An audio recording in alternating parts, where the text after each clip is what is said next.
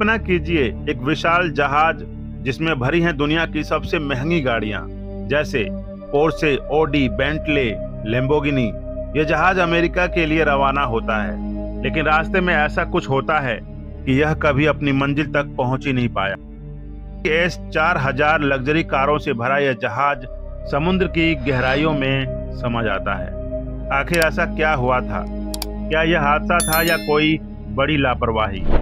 चलिए जानते हैं इस रहस्यमय घटना की पूरी कहानी।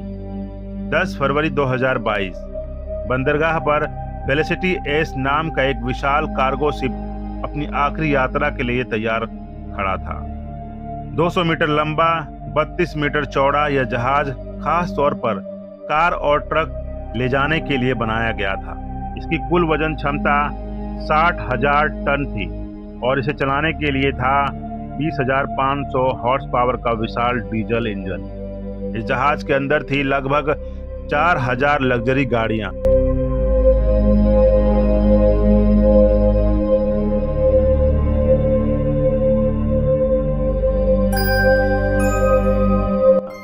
जिनकी कुल कीमत $401 मिलियन से भी ज्यादा।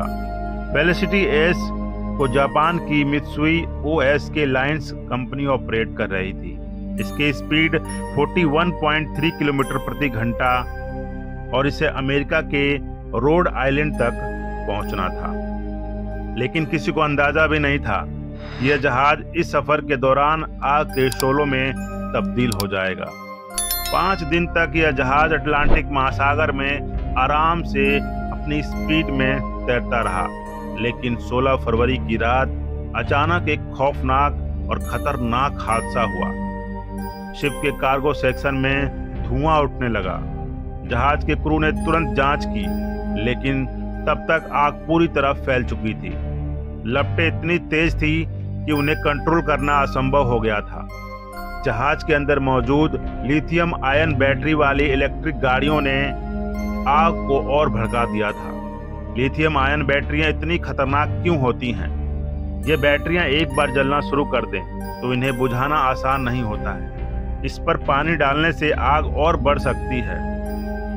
फेलिसिटी अब जलते हुए समुद्र में अकेले भटक रहा था। रेस्क्यू मिशन के दौरान 22 क्रू मेंबर्स को बचाया गया। आग इतनी भीषण थी कि जहाज के इंजन रूम तक पहुंच गई थी। कैप्टन ने तुरंत SOS सिग्नल भेजा। SOS का मतलब होता है सेव आवर शिप, हमें बचाओ। पुर्तगाल की नेवी सबसे पहले मदद के लिए पहुंची। 22 क्रू मेंबर्स को हेलीकॉप्टर और लाइफ बोट्स की मदद से बचाया गया।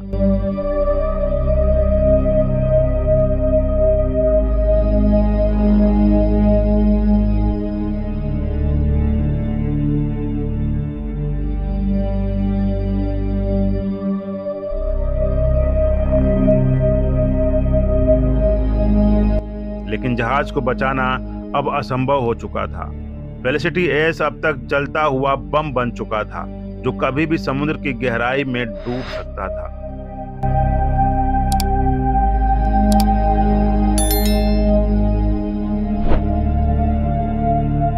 जहाज को किनारे तक लाने की कोशिश की जाने लगी। 18 फरवरी को एक स्पेशल सेल्वेज ऑपरेशन शुरू किया गया। स्मिथ सेल्वेज नाम की कंपनी को जहाज को किनारे तक लाने की जिम्मेदारी दी गई। 3 टग बोट्स को भेजा गया।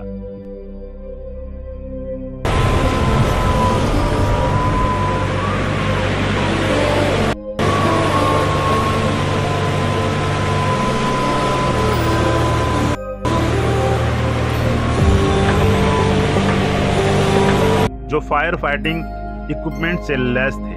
उनका मकसद था जहाज को किसी भी तरह से सुरक्षित जगह पर खींचकर लाना। लेकिन फेलिसिटी एस अब धीरे धीरे एक तरफ समुद्र में झुकने लगा था। 28 फरवरी की रात एक बड़ा झटका महसूस हुआ। जहाज तेजी से एक ओर झुक रहा था। आग ने अब जहाज की स्टील बॉडी को भी कमजोर कर दिया था और फिर 1 मार्च को फेलिसिटी एस हमेशा के लिए समुद्र की गहराई में कहीं डूब गया।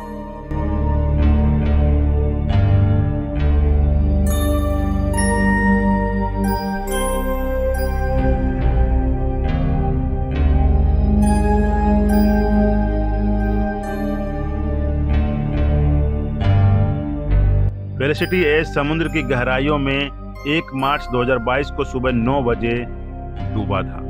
फेलिसिटी एस नाम का जहाज अटलांटिक महासागर में पुर्तगाल से करीब 350 किलोमीटर दूर था। जहाज की हालत पहले ही बहुत खराब हो चुकी थी। वह 45 डिग्री तक झुक गया था।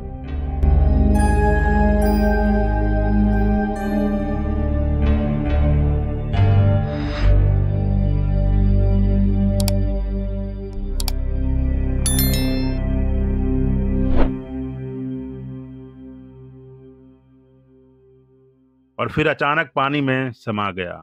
जहाज अब 3000 किलोमीटर यानी 9800 फीट की गहराई में दफन हो चुका था। समुद्र की सतह पर तैरते हुए देखे गए थे ऑयली रेजिड्यू, कारों के कुछ टुकड़े, जहाज के मलबे के कुछ हिस्से।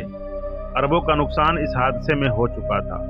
401 मिलियन डॉलर की कारें जलकर खाक हो गई थी।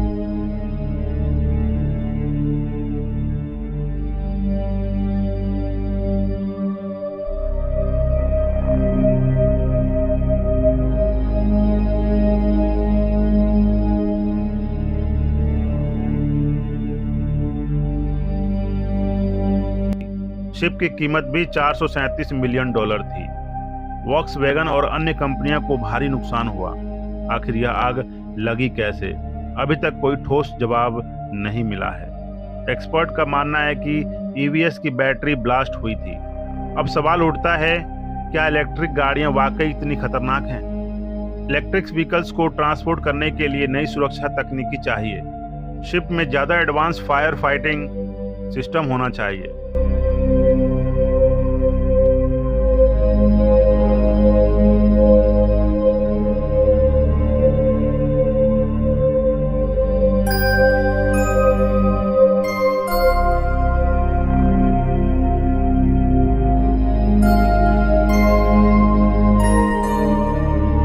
इंश्योरेंस कंपनी को ईवीएस ट्रांसपोर्ट को लेकर नई पॉलिसी बनानी होगी।